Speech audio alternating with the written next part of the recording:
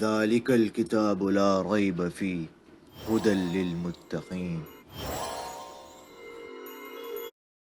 بسم اللہ الرحمن الرحیم. الحمدللہ. آج ہماری تلاوت کا آغاز 25ویں پارے سے، جس کے آغاز میں بتایا قیامت کا صحیح علم اللہ کے پاس. وہی جانتے ہیں خوشے سے کیا نکلے گا، شکم مادر میں کیا ہے، کب جنے گی، اس کا صحیح علم اللہ کے پاس. اور جب وہ آئے گی قیامت کا دن تو مشرک سے کہا جائے گا کہاں ہیں تمہارے حجت روا، جو ان کے سے سب گم ہو جائیں گے. یہ انسان بھلائی چاہنے میں بہت حریص ہے، تکلیف آ جائے تو مایوس ہو جاتا ہے، خوشحالی مل جائے تو تکبر اور غرور سے اللہ کا در بھول جاتا ہے، مصیبت آ جائے تو لمبی چوڑی دعائیں کرتا ہے. یہ مرنے کے بعد کی زندگی پہ یقین ہی نہیں رکھتا، حالانکہ اللہ ہر چیز کا احاطہ کی ہوئی ہے.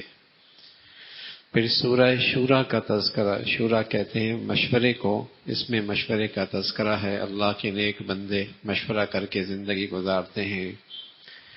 اس کے آغاز میں بتایا کہ وحی آپ کی طرف بھی آئی ہے، یہ سلسلہ پرانا ہے، پہلے بھی اللہ کی طرف سے وحی آتی رہی. وہ زمین و آسمان کا مالک ہے، آسمان اس نے بنایا، اللہ کے فرشتے ہیں جو اللہ کے بندوں کے لیے معافیوں کی درخواست اللہ سے کرتے رہتے ہیں. اللہ نے آپ کو کلام اللہ دیا ہے، اس سے لوگوں کو قیامت کے دن سے ڈرائیں.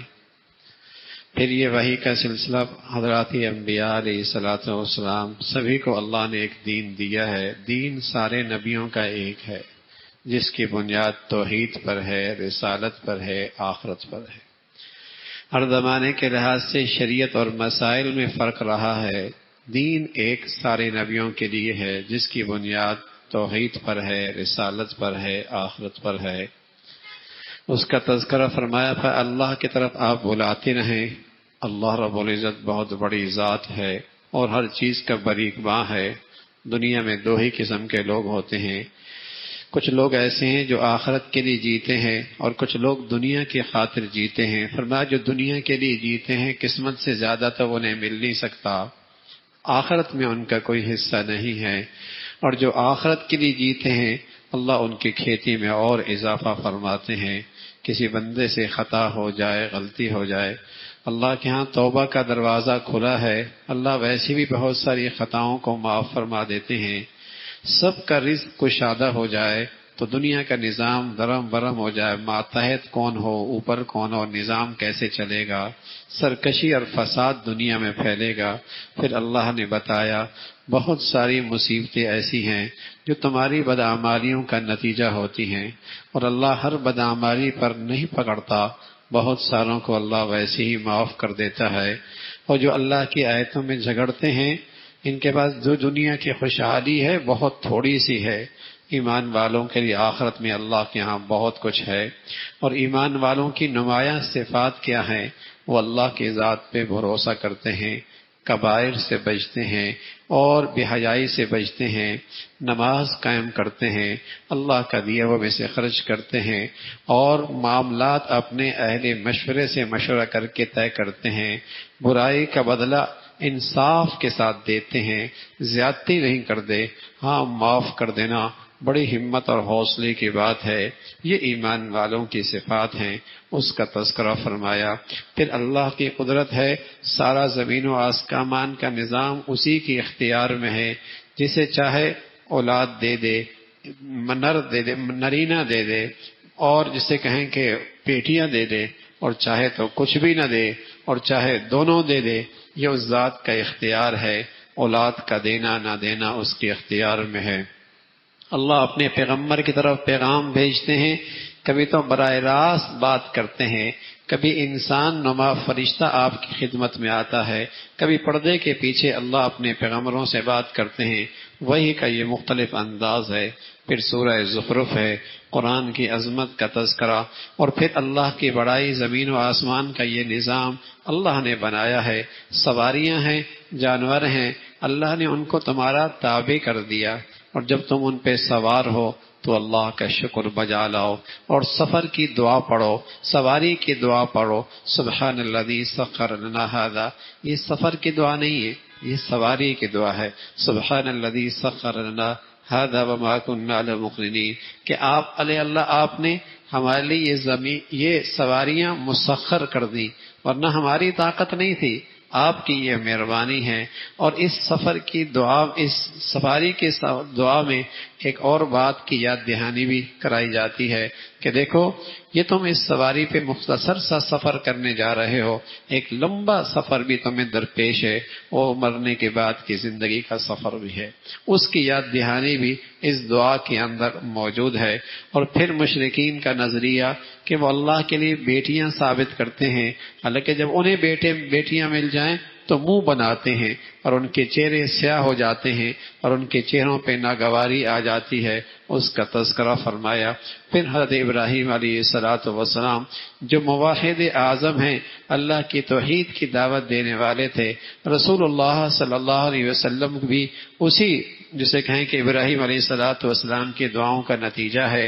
اور اللہ نے جب آپ کو پیغمبر اور رسالت دی تو مشرکین مکہ کہتے تھے نہ ان کے پاس کھانے کو ہے، ہیں بھی یتیم، ہیں بھی فقیر، اور ان کو اللہ نے رسالت کیسے دے دی؟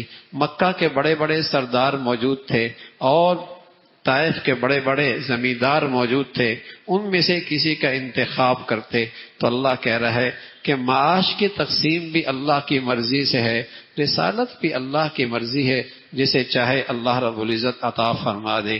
فرمایا بری صحبت آدمی کو اچھائیوں سے محروم کر دیتی ہے اور اللہ کی یاد سے محروم کر دیتی ہے۔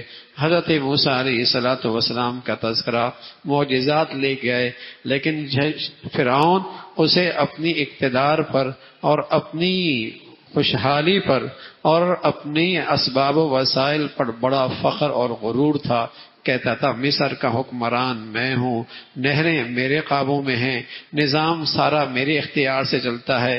اور رسول موسیٰ علیہ السلام جن کی زبان کے اندر فصاحت بھی کوئی نہیں، اس انداز سے اس نے اعتراض کیا، اس کا تذکرہ فرمایا، پھر کس طرح اللہ رب العزت نے اسے ہلاک کیا اور عبرت کا نشانہ بنایا۔ حضرت عیسیٰ علیہ السلام بھی اللہ کے قدرت کے شہکار ہیں، بغیر باپ کے صرف حضرت مریم کی اولاد بنے اور اللہ رب العزت نے انہیں رسول بنایا، وہ بھی توحید کے علم بردار تھے اور اللہ کی توحید کی دعوت دینے والے تھے۔ پھر اللہ رب العزت نے فرمایا بری صحبت اور برے دوست کل قیامت میں دشمنی کا باعث بنیں گے، اور نیک دوست اور نیکی پہ لے کے آنے والے یہ دوستی کل قیامت کے اندر بھی کام آئے گی۔ اور جنت کی نعمتوں کا تذکرہ ہے، جہاں اللہ رب العزت انہیں نعمتوں سے نوازیں گے، مسیحریوں پہ بیٹھے ہوں گے، چہروں پہ تر و تازگی ہوگی، اور ان کے پاس مختلف قسم کے مشروبات ان کے سامنے پیش کیے جائیں گے، اس کا تذکرہ فرمایا۔ اللہ بہت بڑی ذات ہے، زمین و آسمان کا نظام اسی کے پاس ہے۔ پھر سورہ دخان کا تذکرہ ہے، دخان کی ابتدا میں اس بات کا تذکرہ فرمایا کہ یہ رات بہت بڑی برکت والی ہے، وہ شب قدر ہے جس کے اندر اللہ رب العزت نے قرآن مجید اتارا۔ یوں تو قرآن مجید زمین پہ 23 سالوں میں آیا، لیکن آسمانی دنیا پر، اوپر سے آسمانی دنیا پر اس رات کو اللہ رب العزت نے نازل فرمایا، اور اس رات میں اللہ رب العزت سال بھر کے فیصلے بھی فرماتے ہیں، اور یہ رات بڑی برکت والی ہے، اس کا تذکرہ فرمایا۔ پھر دخان اللہ کے عذاب کی ایک شکل ہے، اس کا تذکرہ۔ پھر بنی اسرائیل کو حضرت موسیٰ علیہ السلام رات کے اندھیرے میں اللہ کے حکم کی وجہ سے لے کے چلے اور فرعونی لشکر نے اس کا پیچھا کیا، لیکن اللہ نے انہیں نجات دی اور انہیں غرق کر دیا۔ یہ بڑی عبرت کی چیز تھی، اس کا تذکرہ فرمایا۔ پھر جنت کا تذکرہ ہے کہ ایمان والے اور متقی لوگ ایسی مقام پر ہوں گے جہاں امن ہوگا اور جہاں اطمینان ہوگا، اور وہاں ان کے لیے ریشم کا لباس ہوگا، باریک بھی اور موٹا بھی۔ اور پھر اللہ رب العزت زندگی کی ساتھی خواتین حوریں ان کا تذکرہ فرمایا۔ اور سب سے بڑھ کر یہ ساری نعمتیں کوئی مہینے اور کوئی سال اور ایک صدی کے لیے نہیں، فرمایا وہاں موت کو بھی موت آ جائے گی، پھر موت کوئی نہیں آنی. وہ ان نعمتوں کا تذکرہ فرمایا. قرآن میں جنت کا تذکرہ بھی کثرت سے ہے، جہنم کا تذکرہ بھی کثرت سے ہے، ترغیب بھی ہے، ترہیب بھی ہے. تربیت کی یہی دو بنیادیں ہیں کہ کسی چیز سے ڈراؤ بھی اور کسی چیز کا شوق بھی دلاؤ. اگر ہم اپنی پوری زندگی دیکھیں تو ہماری پوری زندگی میں جتنی حرکتیں ہیں، جتنی حرکات ہیں، اس کے پیچھے یہ دو چیزیں ہوتی ہیں، یا کسی چیز کی امید یا کسی چیز کا خوف. امید اور خوف پر آدمی کی زندگی کھڑی ہے، اس لیے محنت کرتا ہے، امید ہے کچھ ملے گا، اور خطرہ ہے کہ بیکاری بننا پڑے گا، دوسروں کا محتاج بننا پڑے گا، اس لیے محنت کر رہا ہوتا ہے کے جی سے لے کر یونیورسٹی تک، اور پھر ساری زندگی جو کام کرتا ہے اسی امید اور خوف کے درمیان. تو یہی دو چیزیں اللہ رب العزت حقیقی لحاظ سے، آخرت کی زندگی کے لحاظ سے پیش کرتے ہیں. جہنم کا خوف، اس سے بچنے کی تدبیر ہو، جنت کا شوق، اس میں جانے کی فکر ہو اور اس کی محنت ہو. حضرت جبرائیل امین نے جب جنت دیکھی، اللہ نے کہا جنت دیکھ کے آؤ، تو فرمایا اے اللہ اتنے زبردست جنت، اس کا کوئی تذکرہ سنے اور اس میں جائے بغیر رہ گا بھی صحیح. اور پھر جہنم دکھائی، فرمایا ایسا خوفناک اور ایسی خوفناک جگہ کوئی اس کا تذکرہ سنے اور پھر سویا رہے اور غفلت میں رہے اور بے پرواہی کرے، کون اس میں جائے گا؟ پھر اللہ رب العزت نے جنت کو کچھ ناگواریوں کے پردوں میں چھپا دیا، اور پھر جہنم کو شہوت اور کچھ لذتوں کے پردے میں چھپا دیا. اب جبرائیل کہنے لگے مولا اب تو بہت جنت سے محروم ہوں گے، بہت جہنم میں گریں گے. تو بھائی جنت کے راستے میں کچھ تو ناگواری آئے گی نا، کچھ تو ناگواری آئے گی، نفس کو قابو میں رکھنا پڑے گا. لیکن وہ ناگواری ایسی ہے جیسے آدمی کو خارش لگ رہی ہو اور ہاتھ روک لے اور خارش نہ کرے. ناگواری تو ہوتی ہے، اس وقت خارش میں مزہ آ رہا ہوتا ہے، اس وقت خارش میں مزہ ہو رہا ہوتا ہے، اور ہاتھ روک لینا ناگواری ہوتی ہے. لیکن کیا پتا جب صحت مل جائے تو پتا ہو کہ خارش کا مزہ زیادہ ہے یا صحت کا مزہ زیادہ ہے. ظاہر ہے صحت کا مزہ خارش کے مزے سے زیادہ ہے. ایسی کچھ ناگواریاں جنت کے راستے میں آتی تو ہیں، لیکن وقتی تکلیف ہے، لیکن اس کے بعد اس میں بڑی لذت ہے اور اس میں بڑا مزہ ہے. اور گناہوں میں وقتی لذت ہے، لیکن اس کے پیچھے بڑی خارش ہے اور بڑی جلن ہے اور بڑی تکلیف ہے اور بڑی بے چینی ہے اور بڑی بے سکونی ہے. بہرحال اللہ کے نبی صلی اللہ علیہ وسلم نے اس امت پہ شفقت فرمائی اور سارے حقائق اس امت کو بتا دیے. اور پھر سورہ جاثیہ ہے، تنزیل الکتاب من اللہ العزیز الحکیم، قرآن کی عظمت کا تذکرہ ہے.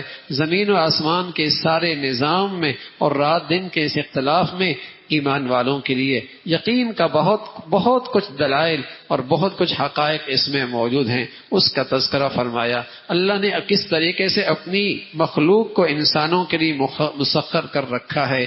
فرمایا ایک دن آنے والا ہے اور اس دن جب روح قبض ہوگی، لیکن یہ خیال رکھنا نیکی اور بدی کا روح ایک جیسے قبض نہیں ہوگا.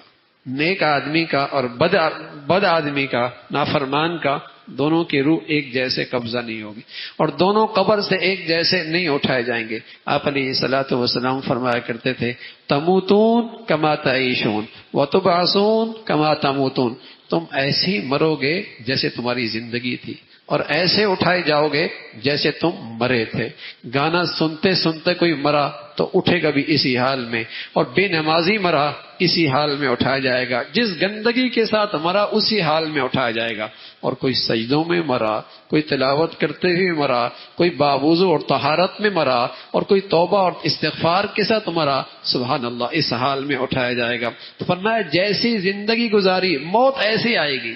یہ نہیں زندگی شیطانیت والی اور موت بزرگی والی، ایسا نہیں ہوگا. جیسی زندگی ہوگی، کئی ایسے ہیں مرتے ہیں دائیں بائیں، لوگ کلمے کی تلقین کرتے ہیں، وہ کلمہ نہیں کہتا، وہ وہی کہتا ہے جو اس کے دل کے اندر ہوتا ہے، وہی زبان پہ آ رہا ہوتا ہے، اسی کے تذکرے چل رہے ہوتے ہیں. تو فرمایا مرنا بھی ایک جیسا نہیں اور مرنے کے بعد اٹھنا بھی ایک جیسا نہیں. فرمایا تمہارا کیا خیال ہے کہ نافرمان اور فرما بردار، حلال کھانے والا اور حرام کھانے والا، با حیا اور بے حیا، اور با نمازی اور بے نمازی، دونوں کا جینا مرنا ایک جیسے ہوگا؟ فرمایا ساء ما یحکمون، بڑا غلط فیصلہ کر، ایسا نہیں ہوگا، بلکہ جینا مرنا بہت مختلف ہوگا۔ دنیا میں اللہ نے امتحان گاہ بنایا ہے، سب ملے جلے رہتے ہیں، کچھ اندازہ نہیں ہوتا، اور بہت سارے لوگوں کو غلط فہمیاں بھی ہوتی ہیں، کون کامیاب کون ناکام، لیکن موت مرنے کے بعد اور موت اور مرنے کے بعد کی زندگی بالکل مختلف ہے، وہاں فیصلے ہو جائیں گے، اس کا تذکرہ فرمایا۔ پھر یہ اللہ کے نافرمان گھٹنوں کے بل اوندا منہ جہنم میں ڈال دیا جائے گا، اور یہ چیخیں گے اور چلائیں گے، لیکن انہیں کہا جائے گا تم دنیا میں ہمیں بھولے تھے اور اس دن کو بھولے تھے، آج ہم نے تمہیں بھلا دیا، آج ہم نے تمہیں بھلا دیا، اس لیے کہ دنیا نے تمہیں غافل کر رکھا تھا، اور تمہیں اس دن کی یاد اور اس دن کی فکر اور اس دن کی تیاری کوئی نہیں تھی، آج ہم نے اپنی رحمت سے تمہیں بھلا دیا۔ اسی کا تذکرہ فرمایا۔ اللہ کی تعریف ہے، اللہ کی بڑائی ہے، اور وہی تعریف کے لائق ہے۔ اللہ عمل کی توفیق نصیب فرمائے۔